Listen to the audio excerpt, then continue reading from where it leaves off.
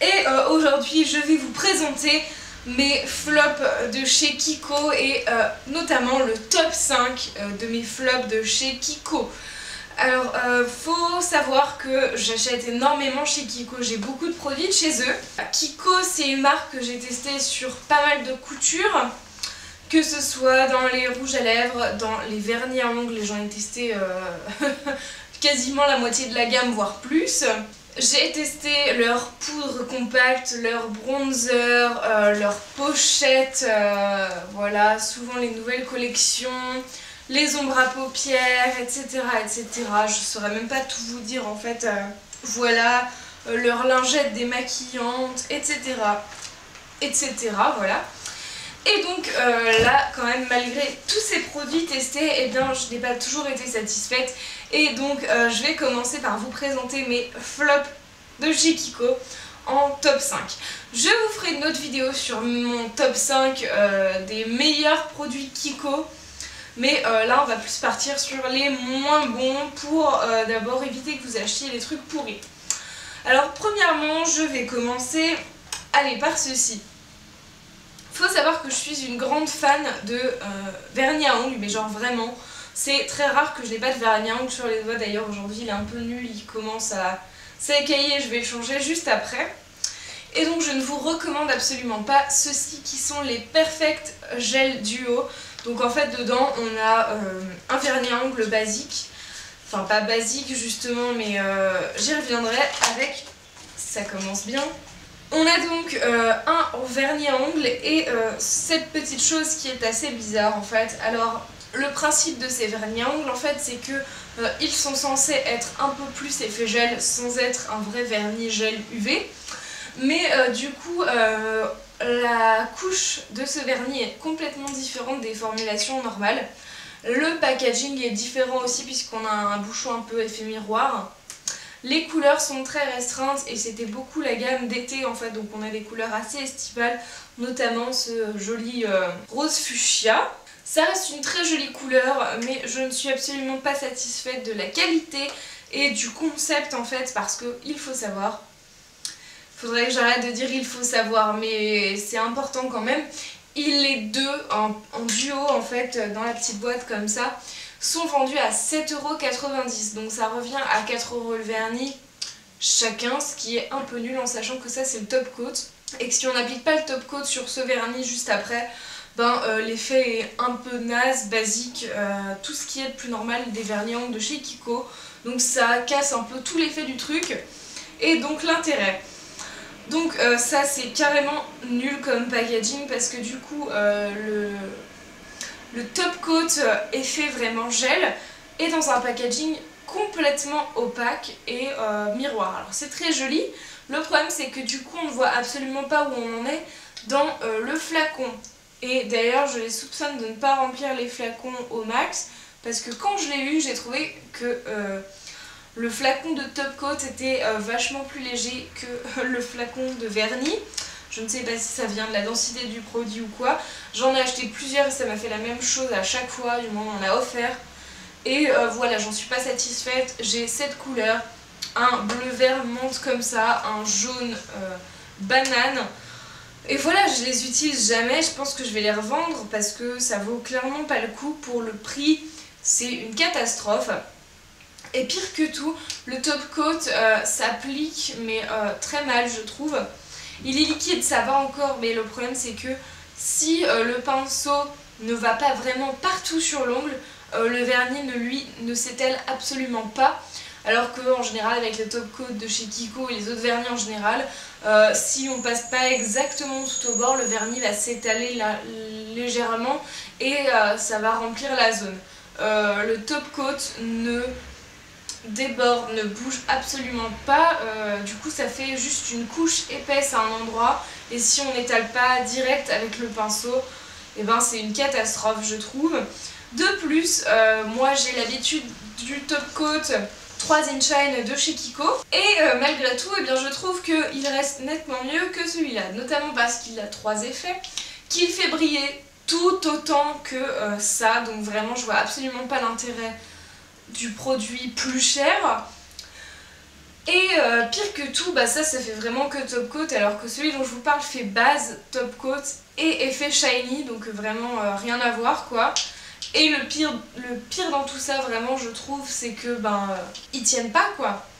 Quand je mets ma base et mon top coat de chez Kiko, genre je peux garder mon vernis pendant 2 semaines, même en faisant la vaisselle, etc. Parce que ça tient relativement bien sur mes ongles et que j'y applique assez bien visiblement. Mais ça, vraiment, genre au bout de quelques jours à peine, moins d'une semaine, c'est déjà écaillé et il faut que j'en remette.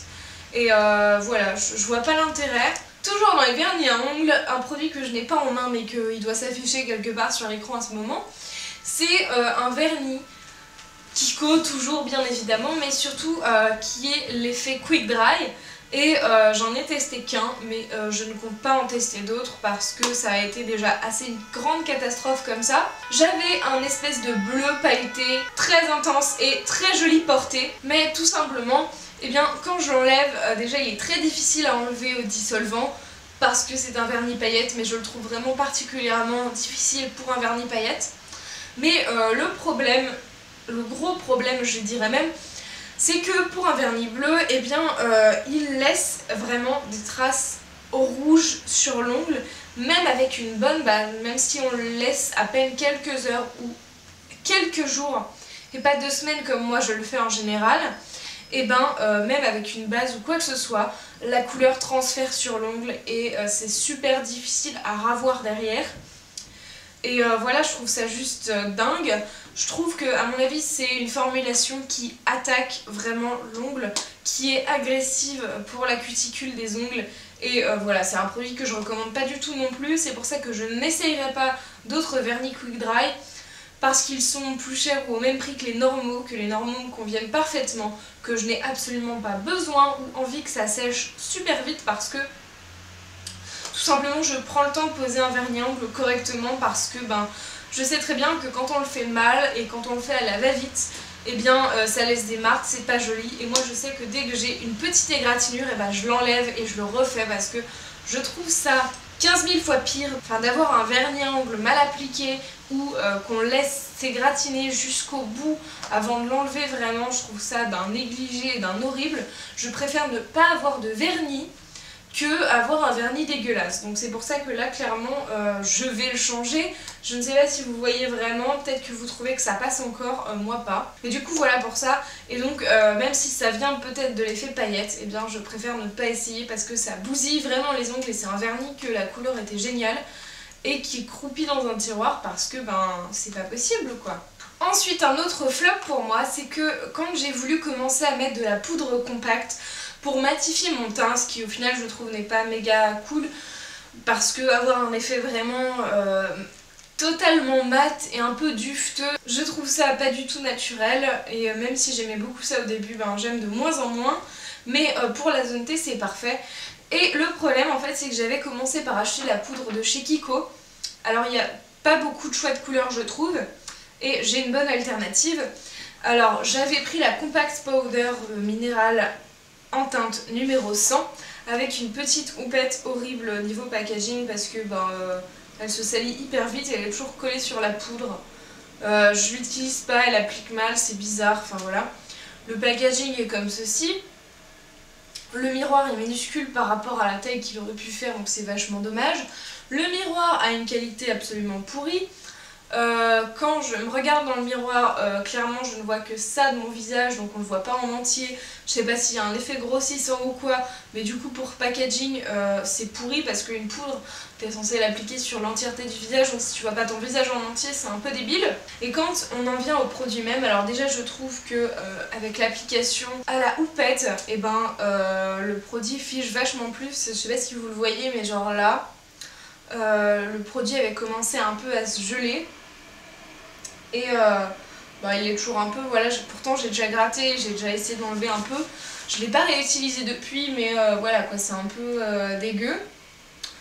Et le problème de cette poudre, c'est qu'on l'applique, c'est très bien, c'est cool, elle a l'air chouette, la couleur me va bien, mais elle est un peu trop teintée je trouve. Et pire que tout, le must du must, c'est qu'elle ne tient pas. Genre je sais pas si c'est moi ou quoi, mais elle ne tient absolument pas. Genre au bout d'un quart d'heure je peux me repoudrer parce que je sais qu'il n'y a plus rien. Donc mon alternative en fait, en sachant que cette poudre coûte à peu près 10 €. Et donc mon alternative pour un prix quasiment similaire. Alors elle est tombée, donc le packaging est un peu pété, genre elle ferme mais elle claque pas comme avant, donc elle est plus vraiment enclenchée, donc j'évite de la transporter maintenant. Mais du coup le packaging est un peu fragile, moins que chez Kiko, mais voilà, il est quand même plus joli, on voit la couleur directement. Et surtout la qualité est bien meilleure. Alors certes il n'y a pas de miroir inutile, mais vu le miroir de chez Kiko, j'ai envie de dire c'est pas du tout très grave. La teinte est très chouette, elle est je trouve bien plus adaptée à ma peau et à mon fond de teint, puisqu'en fait c'est la même gamme, parce que mon fond de teint c'est le teint infusion de chez Sephora, et que justement j'ai pris la poudre assortie. Je ne sais pas si vous voyez vraiment la différence de couleur entre les deux, mais c'est un peu le jour et la nuit quoi, genre il y en a une vraiment qui est un peu plus jaune que saumonée, celle de chez Kiko est vraiment couleur saumon quoi, donc ça rajoute un teint rosé à ma peau, ce que je n'aime pas du tout. Celle-là est un peu plus dans les teints jaunes, ce qui me va mieux je trouve, donc c'est un même prix. Celle-ci s'applique beaucoup mieux, et je trouve surtout que celle-ci tient largement mieux que celle de chez Kiko. Et on passe au produit suivant. Et là je vais vous parler d'un bronzer que je n'ai toujours pas en main, mais je vous mettrai une image quelque part par là. Alors tout simplement j'avais pris la teinte 100 aussi, et ce que je regrette chez Kiko en fait c'est le choix, tout simplement parce qu'on a très peu de choix, que ce soit dans les poudres compactes que dans les bronzers niveau couleur et teinte. Très honnêtement j'ai racheté chez Kiko après le bronzer de la teinte d'été, enfin de la collection d'été qui était comme ceci, c'était la Beach Babe collection, et celui-là était génial. Mais pour tout ce qui est collection permanente chez Kiko, les seuls bronzers qu'ils ont sont très foncés, très orangés et surtout très pailletés en fait. Voilà, ils ont tous des paillettes, il n'y en a pas un seul qui est mat. Je trouve ça insupportable sur la peau de mettre un bronzer à paillettes pour l'hiver, ça ne va absolument pas. Donc voilà, moi j'ai horreur des paillettes dans les bronzers ou dans les poudres ou autres, donc la poudre elle est bien mate, mais le bronzer pas du tout. Donc déjà ça ne m'a pas très plu, mais aussi il y a un problème de prix puisque eux-mêmes n'ont pas vraiment une sorte de cohésion dans leur prix entre les collections limitées et les collections permanentes. C'est-à-dire que le bronzer en teinte 100 dont je vous parle de chez Kiko, qui est un flop absolu pour moi, puisque je voulais juste un bronzer, j'en ai pas trouvé dans leur gamme qui me convienne, j'ai pris la teinte 100 la plus claire qui quand même reste trop foncée et pas du tout adaptée à ce que je voulais, est au prix de 10 € pour environ 10 grammes. D'ailleurs je ne vous l'ai pas dit, mais la poudre compacte fait aussi 10 grammes. Et étonnamment, genre à 12,90 €, soit seulement 3 € de plus, ce produit était à donc 13,90 €, vous l'avez compris. Donc, sauf que celui-ci fait environ 20 grammes, donc pour le double de la quantité, il y a 3 € de différence, en sachant que celui-ci a un packaging beaucoup plus élaboré, beaucoup plus girly, sympathique, avec un grand miroir d'une qualité géniale, un phare qui est dessiné très sympa et tout, qui en plus est mat et dont les teintes sont vraiment plus adaptées. Et ça c'était la collection d'été. Un bronzer mat en collection d'été, moi je veux bien, mais du coup les bronzers qui ont exactement le même packaging que ça d'ailleurs sont tous pailletés. C'est quoi le délire pour moi? Mais plus un fard mat en hiver et un truc éventuellement à paillettes l'été. Sauf que leurs collections sont carrément à l'opposé de ça. Donc je trouve ça pas très logique, et surtout donc les bronzers ne valent absolument pas le coup quand on sait que dans les collections limitées on peut trouver ce genre de produit quoi. Donc j'ai été vraiment très déçue de la collection basique. Et enfin le dernier produit flop que j'ai à vous présenter, donc le 5e. Il y en a d'autres chez Kiko que j'ai pas aimé, mais pas vraiment à ce point là.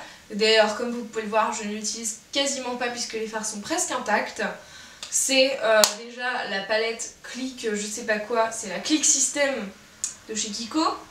Genre vous prenez les fards que vous voulez, vous prenez la palette avec le nombre de fards que vous voulez, et voilà. La fermeture par aimantation est très sympa, ça rien à dire. Par contre la taille du packaging, la palette est haute comme ça, et les fards sont dans la partie fine.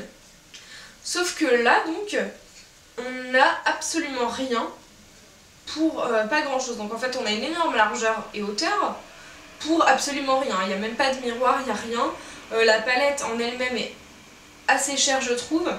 Je ne saurais pas vous dire les prix exacts mais je les afficherai quelque part. Et pour ce qui est des fards, alors déjà je les trouve pas si bien que ça. Le choix de couleur est chouette, mais quand ils font des soldes, c'est toujours des couleurs abominables qu'ils soldent. Et au final, si on veut une palette complète, c'est à un prix exorbitant.